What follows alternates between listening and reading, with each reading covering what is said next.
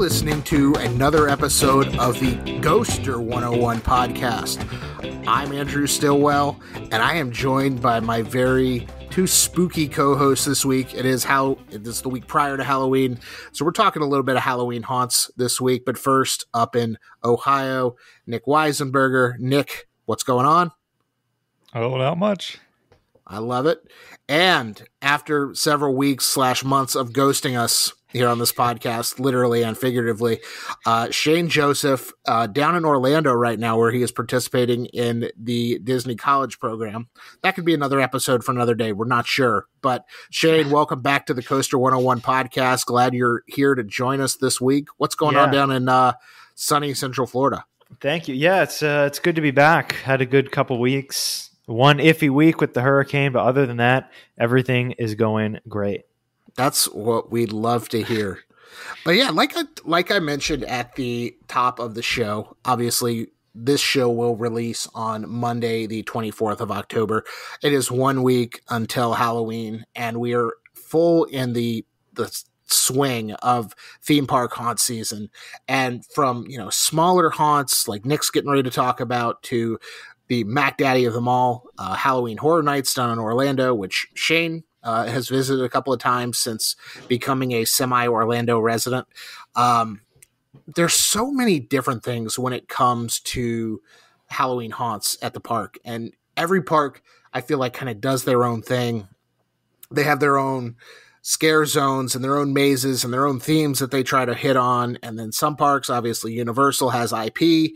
Other parks like Nick, for example, the Columbus Zoo, they're a much smaller amusement park haunt, being that they're a zoo and, not an actual major amusement park. But we're going to kind of go through, I'm going to talk a little bit about SCarowinds here in the middle, but we're going to start with Nick. Nick, I want to hear about your visit to Zombezi Bay, which is in its, second or third year of operation this year? Yeah, this is the second year of operation for Zombezi Bay. Okay. What do they have at the Columbus Zoo and Aquarium? If you're not familiar, we did an interview with somebody on their team last year whose name I've forgotten. Yeah. So last year we interviewed Anthony Sabo, the vice president of water park operations and guest services at the Columbus Zoo and Aquarium.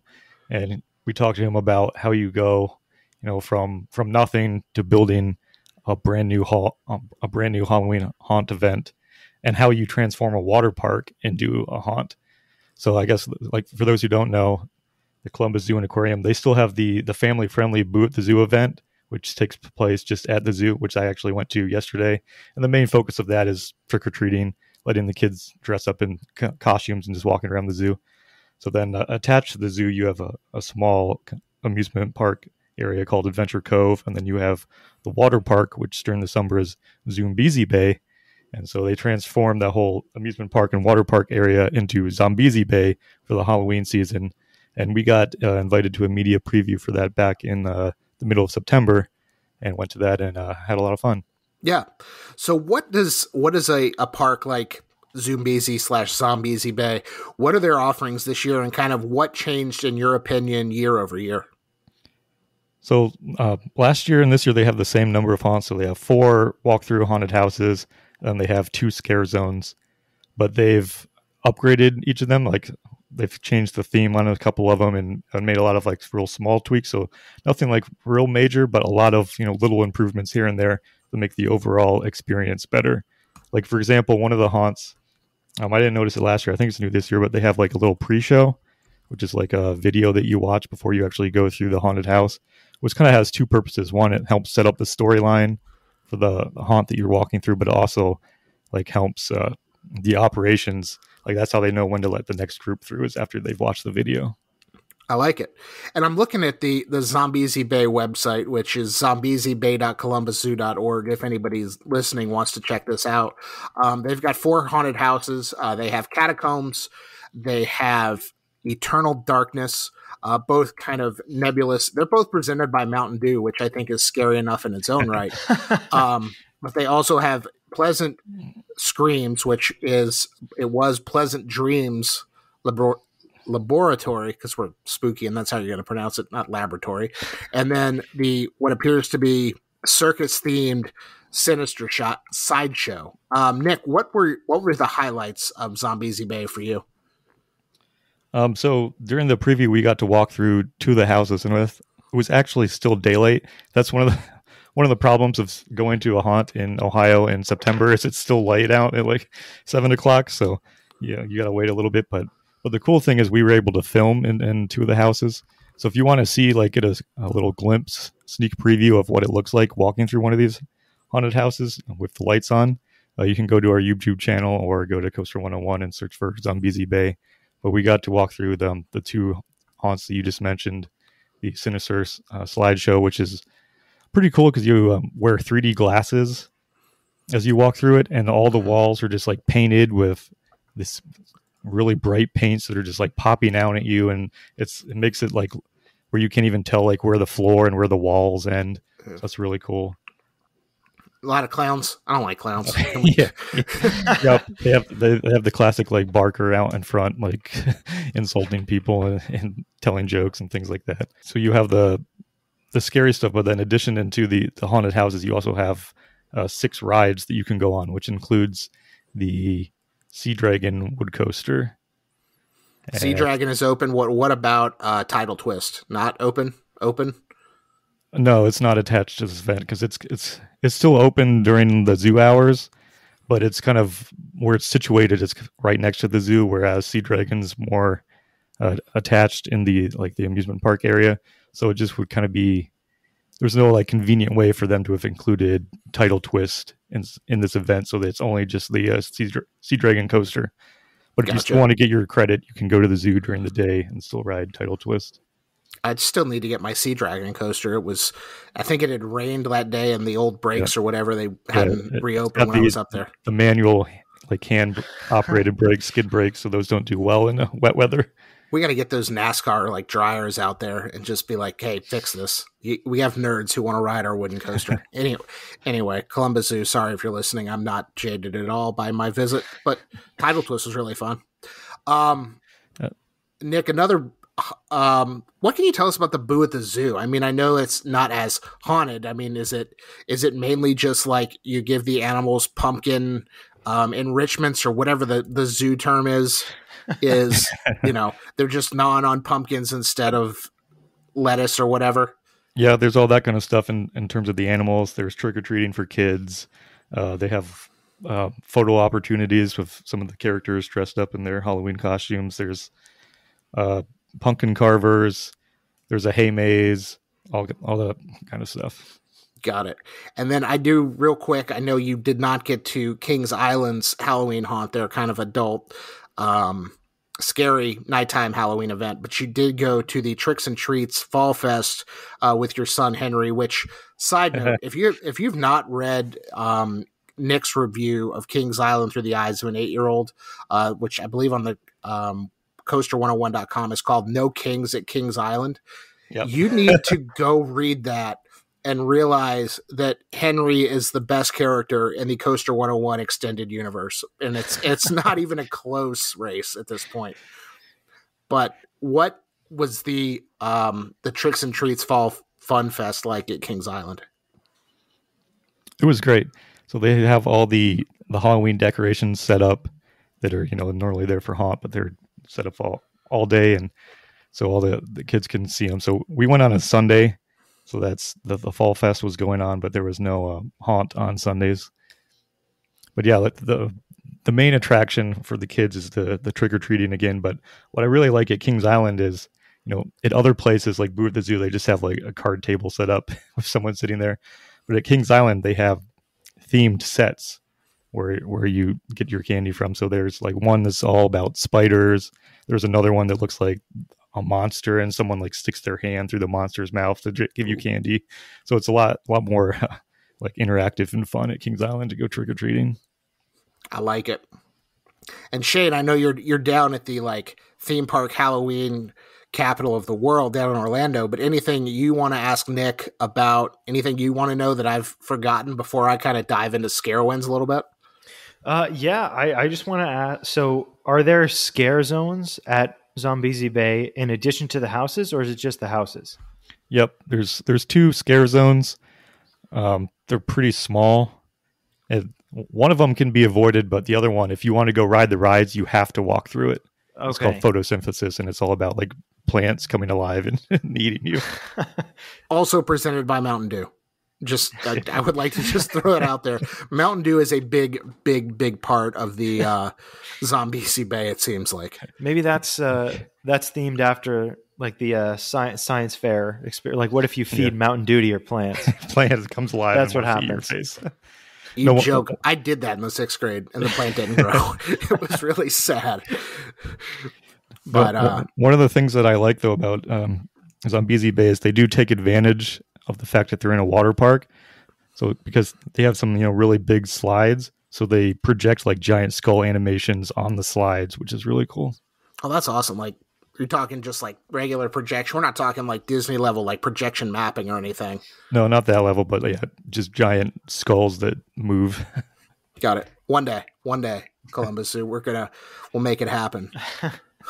But I want to talk a little bit about my trip to SCarowinds, which, like Nick, was for a media preview.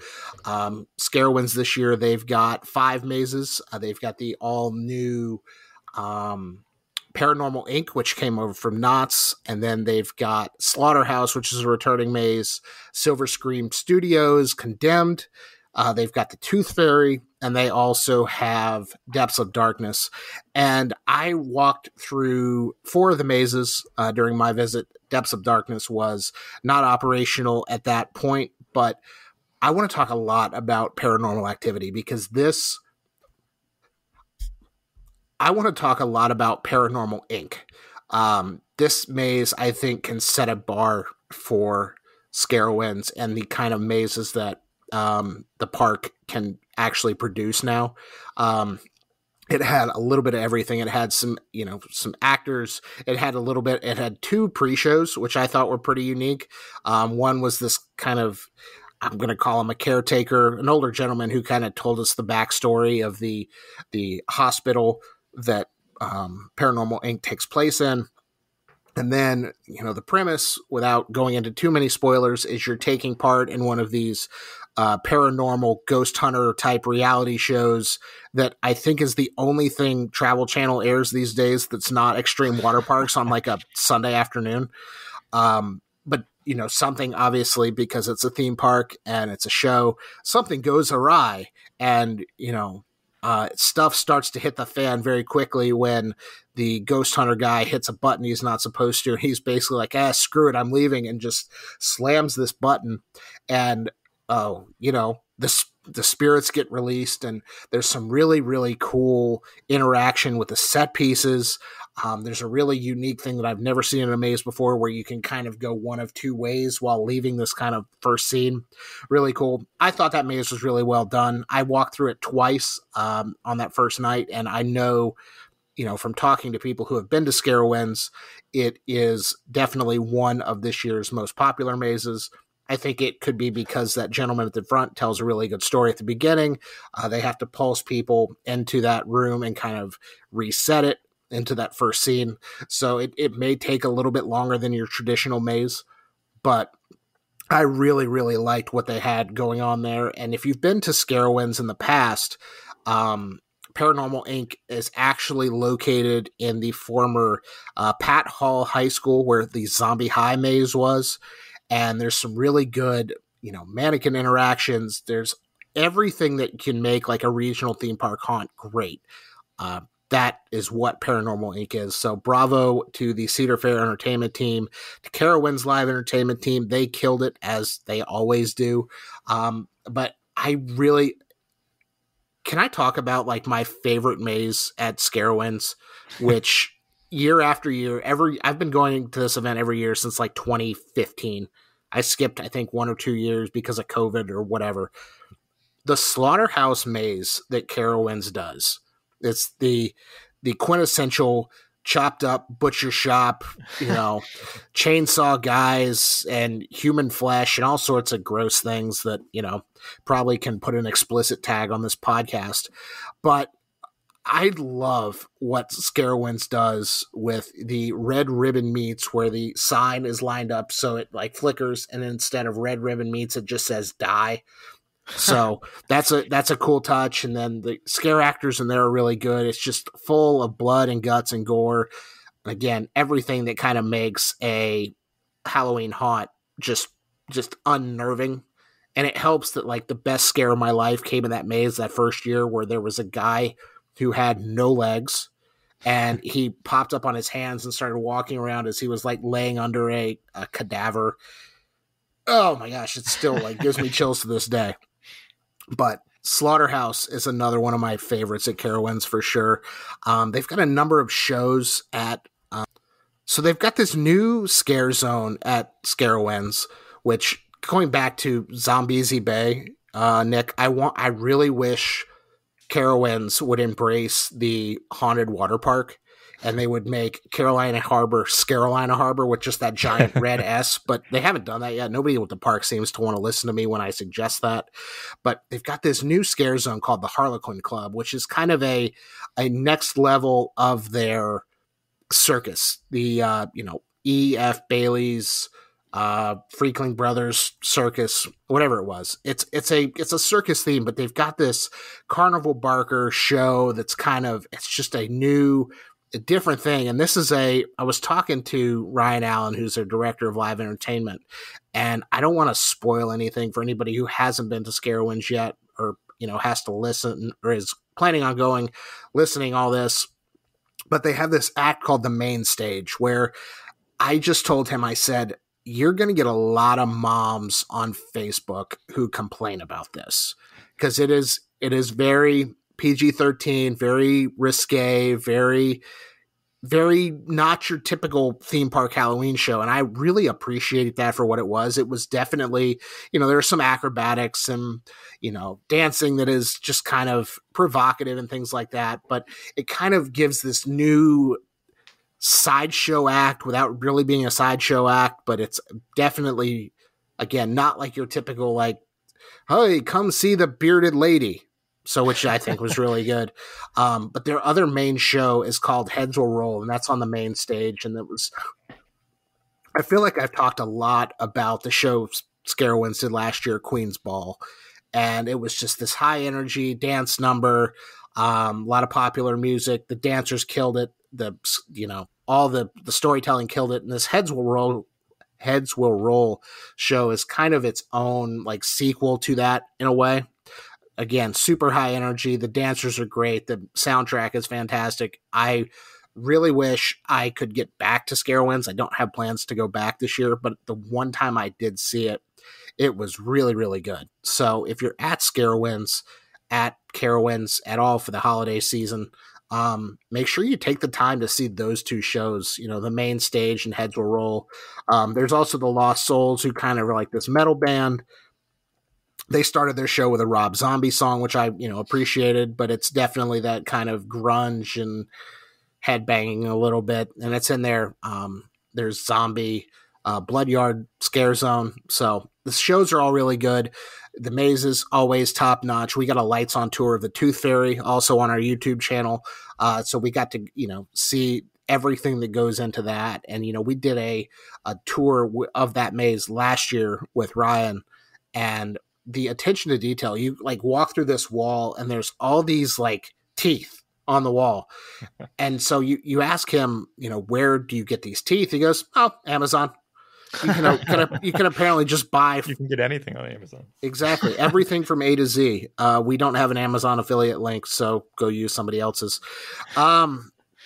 But yeah, just the attention to detail that most people don't see. There's a room in the Tooth Fairy maze that has a prop or a reference to literally every maze in the history of Scarowinds. Like they've got a mold of an arm of the Overlord, who was the icon of Scarowinds for like a long time. And they've got references to dinosaurs alive. They've got references really just to every maze that has kind of been in that park, which is, to me, as a theme park nerd, is awesome. But it's also never something you're going to see in the dark as you're conga lining through this maze. As there's scare actors popping out at you, strobe lights going off, and you're just entirely disoriented. But you get to, with the lights on, you get to see this level of detail that is just so good. And I don't want to spoil the ending of that maze, but there's a really, really cool moment. If you have not been at two SCarowinds and have not gone through the Tooth Fairy maze, the ending is fantastic. That's all I'm going to say on that. But do you guys have any questions about SCarowinds? I feel like I just went on one of those famous 10-minute soliloquies where I just talk to a microphone. And I said I would never do that again after the Texas or the East Texas road trip I took. But anything you guys want to know? What was the best scare you got this year? Ooh, best scare I got this year. I walked through the Silver Scream Studios Condemned Maze, which is a kind of a film studio gone awry. It's got your classic cinema tropes. It's got like a Egyptian, and they've got references to the birds, and they've got big spider webs like you're in Harry Potter or whatever. You're just playing on the classic cinema fears. But by the time I got to that maze that night, I was the only one in the maze. So it wasn't a like big scare, but it was just unnerving to walk through those things knowing if there were scare actors, I was the only target they had. And they popped up around corners. They popped up, in the places that scare actors hide. And it's just unnerving to walk through a maze by yourself. But that was, I think, the best scare was that. There were a couple of their scare zones. They've got like a Wild West scare zone that is, not like, I don't think it's scary when these sliders come out, but I think the sliders are such an underrated part of any Halloween haunt event, because they can pop up and they will scare the living bejesus out of you. And it's just, they're good, but if you can see them coming, it's really, really cool to watch them kind of like practice their craft. And you can kind of see it on the midways at SCarowinds, where the knee pads have kind of scratched the asphalt, but it's really cool. So, anything else before we dig into Shane and I ask him everything I've ever wanted to know about Halloween Horror Nights? Yeah, I got another question. How's the food? Because I guess that's something I should have mentioned about Zombezi Bay as well. It's not just a haunted event, but it's also a food festival. So they have all these themed food items specially made for the Halloween event. So does Carowinds have anything like that as well? They do, actually. And, we at the media event, we got to sample some of the different things they had. One thing that I did not get to try, but is always a fan favorite, is like loaded tachos. So you take the concept of nachos, you put it on tater tots. Those are really good. They did have this giant Bloody Mary cupcake, which is served at the Jukebox Diner. It was kind of a red velvet cupcake, cream cheese icing, strawberry glaze on top, and it was filled with like strawberry glaze. This thing was bigger than like a softball. It was enormous. I could not eat it by myself, and I am somebody who can put down theme park food with some pretty consistent regularity. Those were really good. It wouldn't be a Halloween event, I feel like, without pizza fries, and I'm sure, Shane, you'll get to touch on those here shortly. But there's pizza fries. They have a number of specialty cocktails that are all, Halloween themed. I had one that was like, it was a witch's brew is what they called it. So it was green in color, but the liquor inside it was bourbon. I don't know how you pump enough green syrup into bourbon to make it green, but that thing was dangerous. It was, I could have knocked back 6 or 7 and not thinking I was feeling anything. And then I would have felt something very quickly. So there was that. They also had these fried mozzarella sticks that were really good. S'mores fries. I'm just kind of going down a list here, but the food is so good. And Carowinds' culinary team, they for years have just been constantly innovating. And I feel like this is a thing across the board at Cedar Fair Parks, but they've just been innovating. And again, I've said it before and I will continue to say it. Theme parks are no longer about hot dogs, hamburgers, pizza, and chicken fingers. And it is so refreshing. So, but the food was very good. The one thing they didn't have, or they might, but I didn't know about it. In the past, they've had what is known as a haunt finger sandwich, which is chicken fingers, mozzarella sticks, French fries on a hoagie roll with marinara sauce. It is a fat kid's dream. It is Sounds amazing. pretty good to me. It is really good. So shout out to Carowinds for the haunted food. But we're going to go to Orlando now. And again, the consistent winner of best Halloween event ever, always, for the end of time, is Halloween Horror Nights at Universal Orlando. Shane, you don't need an introduction. Take it away. What did you see? What did you like? My first question, does it live up to the hype? Yes, it definitely does live up to the hype. This is an event that I've been wanting to go to for years and years. And as soon as I knew that I was going to be living in Orlando for the Halloween season, I knew I had to go to Horror Nights. So I did. I got a season pass for the month of September. So I went 6 times over the span of the month, tried out all 10 of the houses, saw both the shows, went in all the scare zones, had a decent amount of food. And yeah, it definitely does live up to the hype. Okay. So if you follow people on theme park Twitter, and I will use our buddy Clint at Thrill Geek as an example, I feel like Halloween Horror Nights is its own just level of fandom that kind of supersedes theme park fandom in general. Oh, definitely. Why do you think that is? I think because it feels like a completely different experience. And I think that if for someone like me that loves Halloween and loves horror movies and likes getting scared, this is just an environment that is literally built for you. So I think that's very appealing to a lot of people, because as soon as you walk in, it's a completely different experience. And I've been to Universal before, and it honestly does not even feel like the same park. As soon as you enter, even at the archway is totally different. They have, loud rock and roll music. There's probably some Rob Zombie in there on the playlist, but yeah, there's loud music and scare actors like at the gates even. So it's a lot of fun, and it's a totally different energy than I think you can get at any other theme park, and really any other haunt too. I've been to a couple other regional theme park haunts, and this is just a completely different level. Yeah. And I've never been before, but my impression is just whatever I see on Twitter, and one of the things that I seem to see the most is seems like it's always crowded or always packed. Was that the case when you were there? Not always. So maybe it's because I went in September, which is a lot less crowded than it is now, and the weekdays especially. But definitely, I would say average wait times probably about an hour on a typical night. Sometimes busy nights. And the busy time of night, like once you get to like 10, 11 o'clock, you see some houses go up to about 2 hours, which is definitely a long time to be waiting. But yeah, it's pretty crowded, but I think it's manageable, especially when they have 10 houses and they have rides open, which I didn't even know that they did. So that was kind of a pleasant surprise that they had a couple of the rides open, which was good. And there's no lines usually for the rides. Harry Potter and Rip Ride Rocket sometimes will get up there, but Transformers, Men in Black, and Mummy were pretty dead. Oh, the newly reopened Mummy. Yeah. Yes, awesome. Yeah, I got to try that out. It looks great. The refurb looks great. There's not a lot of actual changes to the ride, but it just looks better. All the effects are working, so that's good. Yeah, cool. That was definitely fun.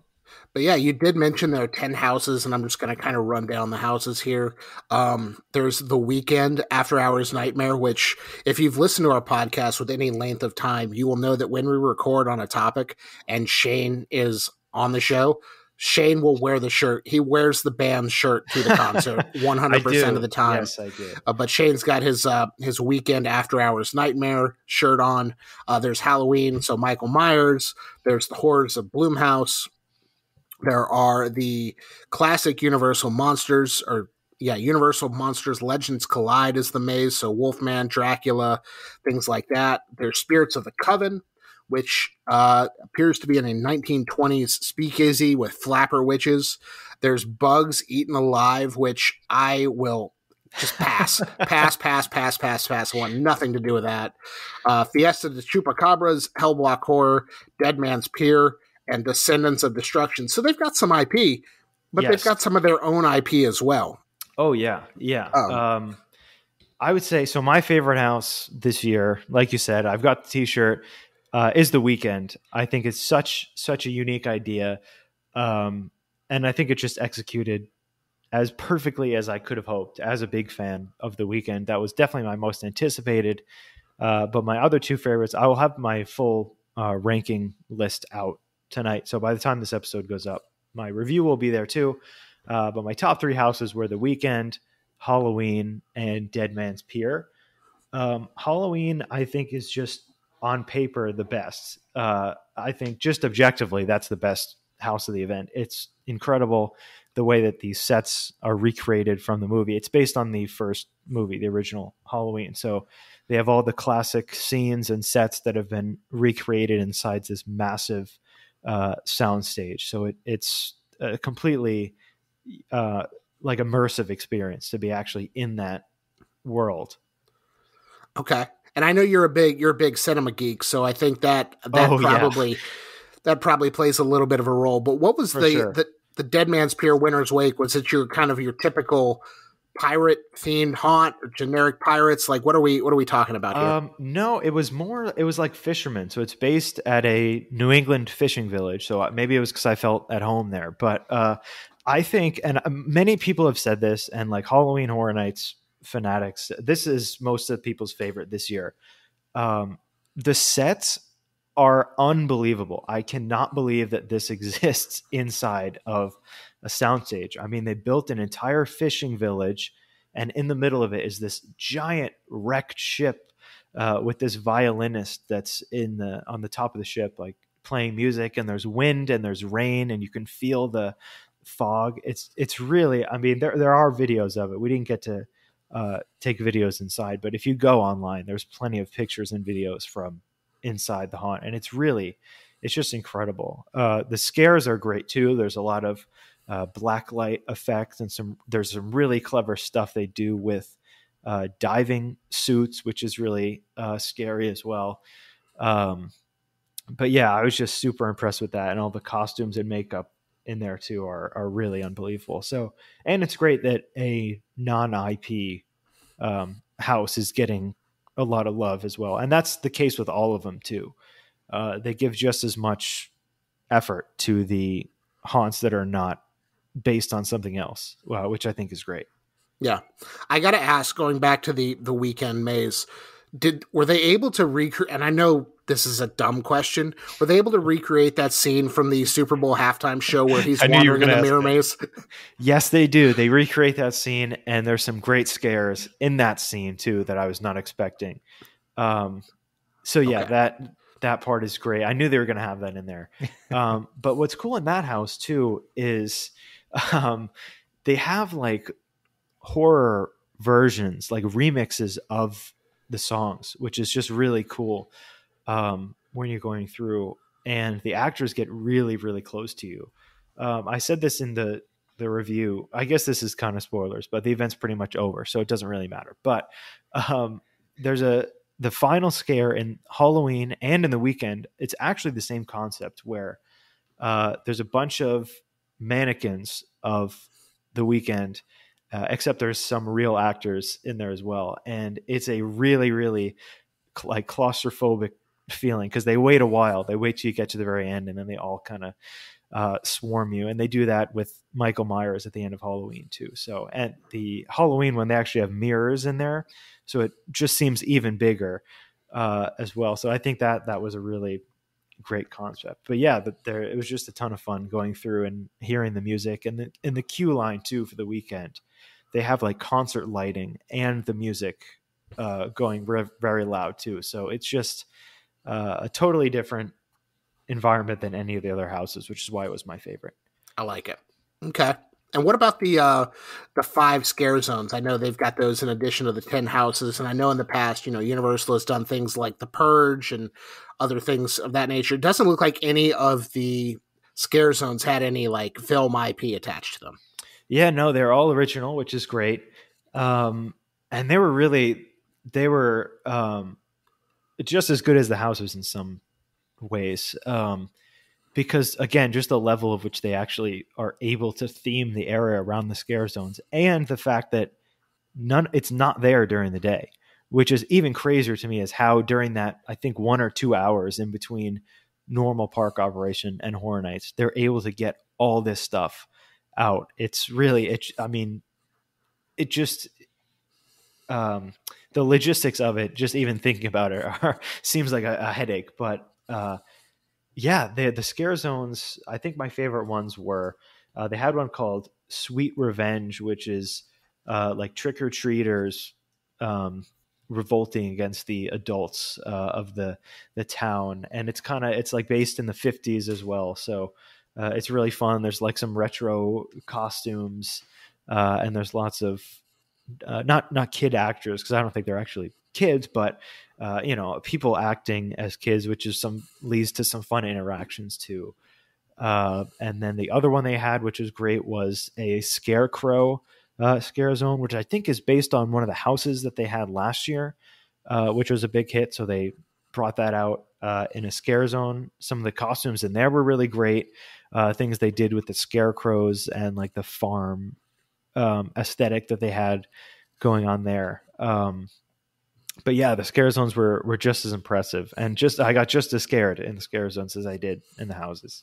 Did you see Little Boo or whatever this like little tiny pumpkin with a cult following is? So at the entrance to Horror Nights, the entrance gate, they have the icon this year is the Pumpkin Lord. So they have the Pumpkin Lord right before you go into the Horror Nights gate, but then within the Horror Nights gate, they've got tons of pumpkins because that's like the theme this year. The theme is Halloween, not the movie, but the theme is the holiday.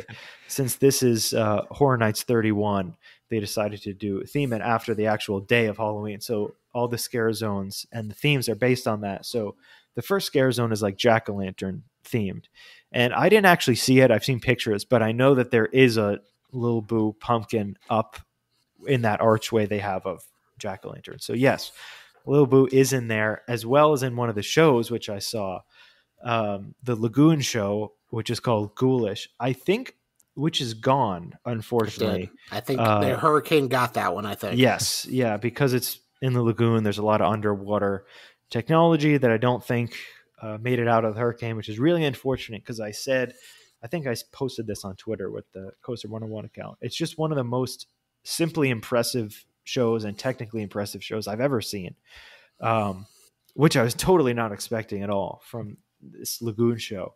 But the stuff they're able to do with the projections on the water, and then also the projections on the buildings behind the water. If you're standing in that Central Park area and you're looking directly across, you can actually see how the projections are kind of linked together between what you're seeing projected on the water fountains and the physical buildings behind it. Is just really cool the way they do that. But yeah, that show I was very impressed with. And the other show, Nightmare Fuel, which I think is a revamped version of the show they've had in the past. It seems similar to that one that you were describing that Carowinds had. Definitely, I mean, if you needed any more indication that this is not a Disney family-friendly event, this show is definitely going to make you realize that. Because, yeah, there's a lot of dancing in the show and lots of, I guess, lack of costumes on the dancers and performers as well. So, yeah, it's a totally different vibe than anything I've seen in a theme park. But there's some really cool effects they do, because it's also partially like an illusion show. And also a pyrotechnic show. So there's so much involved with it. And it's in the Fear Factor Stadium. So it can fit so many people in there. Mm-hmm. And what they're able to do on that stage is very impressive. I love it. You know, some people call our podcast Nightmare Fuel. I don't really know why. But let's, Nick touched on the food at the Columbus Zoo. I touched on it at Carowinds. What have you eaten, drank, consumed? What have you consumed at Halloween Horror Nights? I actually did not eat that much of the food, to be honest. Every time I went, I was pretty much nonstop just going on rides and going to the houses. But I did try the two kind of signature food options for this year, which was, of course, the pizza fries, which are great, as to be expected. I've never had them before, so I definitely made sure to get them on one of my visits. And I also had the pepperoni skulls that they have, which is sort of like, it's basically pizza inside of a skull. Like a skull-shaped Hot Pocket. Exactly. Yes, that's a great way to describe it. Probably a little bit more gourmet than a Hot Pocket. No, yes, Universal definitely. Culinary, if you're listening, I'm not calling your food Hot Pockets. Yeah. Yes. But that was great too. So yeah, the food at the event, I definitely saw they had a lot of options too. I wish I could have tried more, but I was just very busy over my couple of visits. But yeah, Understood. Overall, incredible. I wish I had gotten the pass through October, even though I went many times. I wish I could go more because I just ended up loving the event so much. And I think all the houses were great. They each did something. They each excelled at something, which was really good. So, good deal. Yeah, I loved it. As someone who's never been to the event, if I came down for the first time, what are some tips that you have for a first timer? Yeah, I actually wrote down a couple that I'll have in a separate article. Yeah.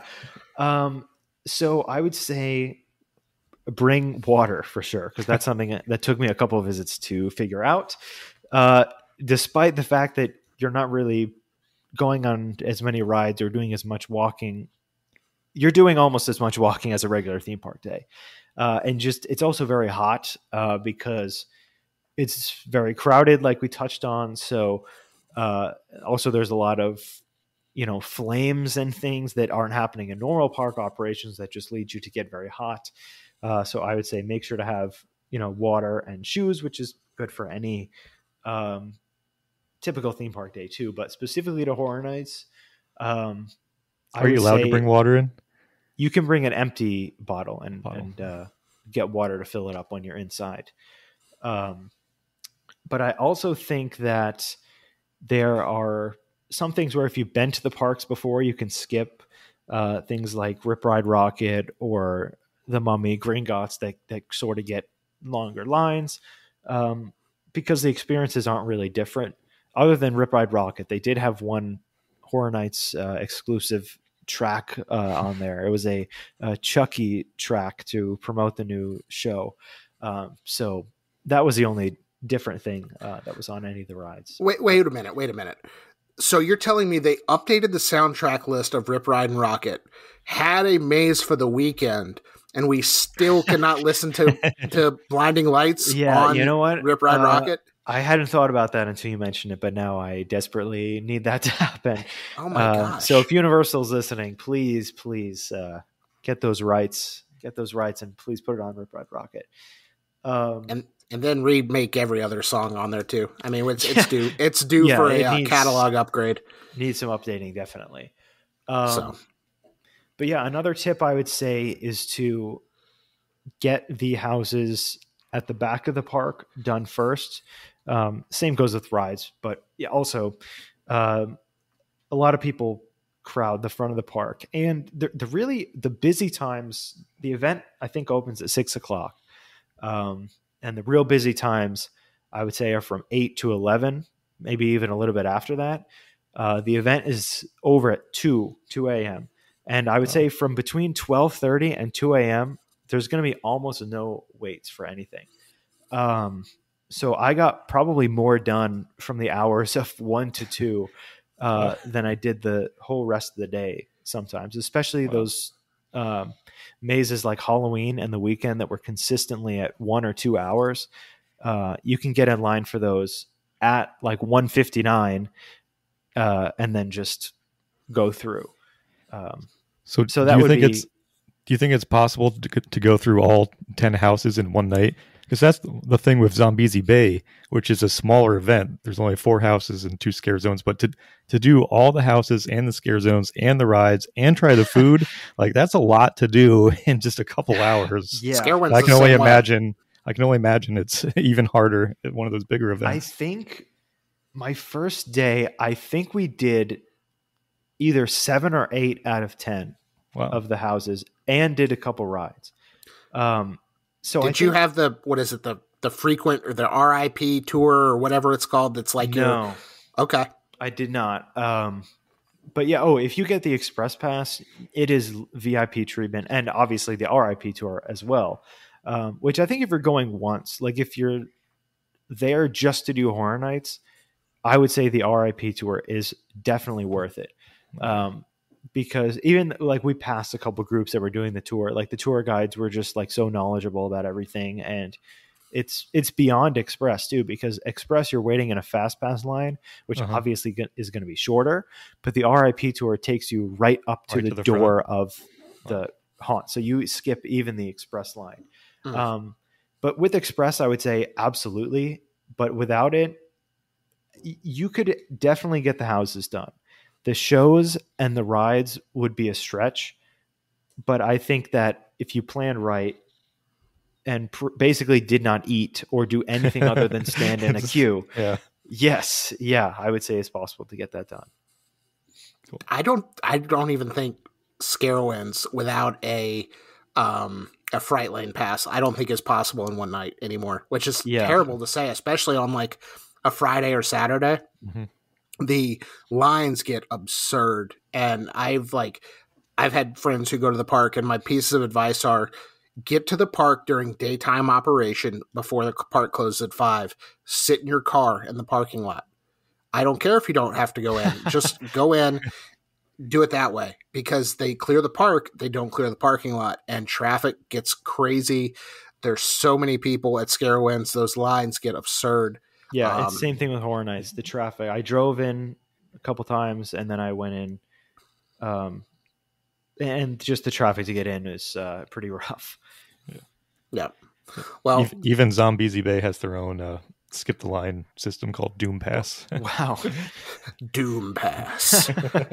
the ominously named Doom Pass for the Zombezi Bay.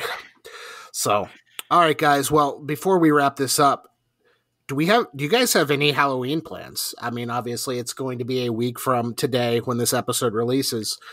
I am not somebody who gets really into Halloween. Shane, I'm looking at your camera right now as you're recording. You've got, spiders on the wall and spider webs and things like that. But do you guys have any big Halloween plans yourselves? Shane, start with you. Yeah, as of now, I'm planning to go to SeaWorld.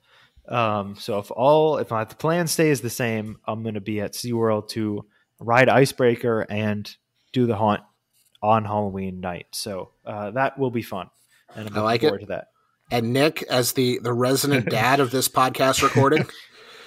Oh, yeah. So during COVID, when like all the trick-or-treating was canceled, we started something and we decided just to keep doing it since then. We call it Halloween City or Box City, where all my siblings and myself, we go over to my parents' house and everybody builds their own cardboard box house and they like theme it to something.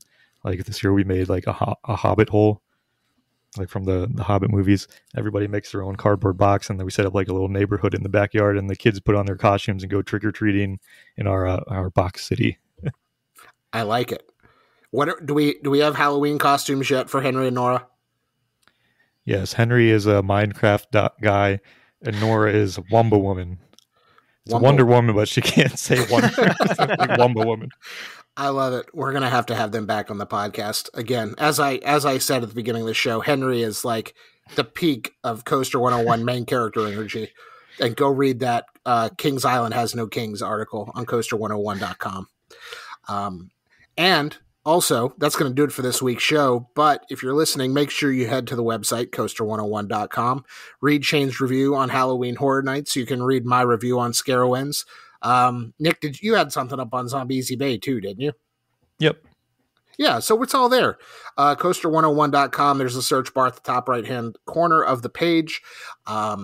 Just search what you want to search. There's something written about what you want to read about. We promise. And if there's not, head to anywhere on social media. We are at Coaster101. So that's Twitter, Instagram, TikTok, YouTube, Facebook, wherever. Ask us to write something, and we will. That happened last week, actually. Somebody, with the announcement of the surf coaster, Pipeline, the surf coaster at SeaWorld Orlando, somebody put out into the Twitterverse which park has the most B&M track. And, of course, us being us, doing the deep dive that really nobody actually asked for, we found the answer. And so that's also Coaster101.com. Go check that out. So if you're within the sound of our voice and have enjoyed this show or any other previous episodes we've done, we'd really appreciate it if you headed over to iTunes or Spotify, left us a 5-star rating or wrote a review on iTunes. That really helps us, helps more people find the show, and helps kind of build those audience numbers, which is what we're all striving to do really at the end of the day. Nick, Shane, happy Halloween. Hope you guys have a Happy good enjoy your Box City, or Shane, enjoy Icebreaker. And we will talk to y'all again soon. See ya. And a ghost will follow you home.